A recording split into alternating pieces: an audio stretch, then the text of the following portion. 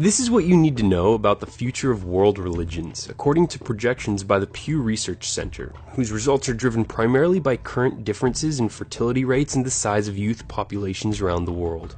The major takeaway is that by 2050, the number of Muslims around the world will nearly equal the number of Christians, as Islam will grow faster than any other major world religion, thanks to a comparatively youthful population with high fertility rates, which is projected to cause Islam's followers to grow by 73%.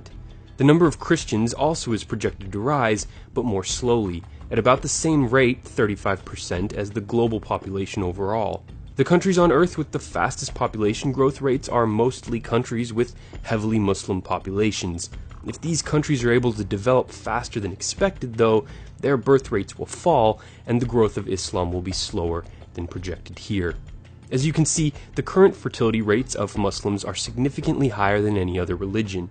Muslims also have the youngest population, with 34% of their followers under the age of 15 and only 7% older than 60. Religious switching will account for over 66 million Christians changing faiths, with 93% becoming unaffiliated. Here in the United States, while declining in overall share, Christians are projected to still be the dominant religious group, although the unaffiliated, which includes agnostics and atheists, will see a large jump. Even though the number of religiously unaffiliated people will increase by nearly 10% over the next 3.5 decades, its share of the global population will actually slip by more than 3%.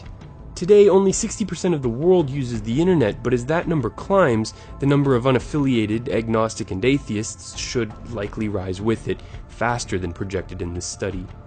These are the countries projected to no longer have a Christian majority in 2050, either because the number of Christians will drop below 50% of the population, or because another group, like the unaffiliated or Muslims, will take Christianity's place as the majority religion.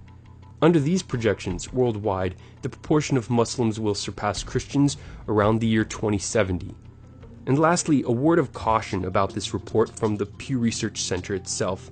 The projections are what will occur if the current data are accurate and current trends continue.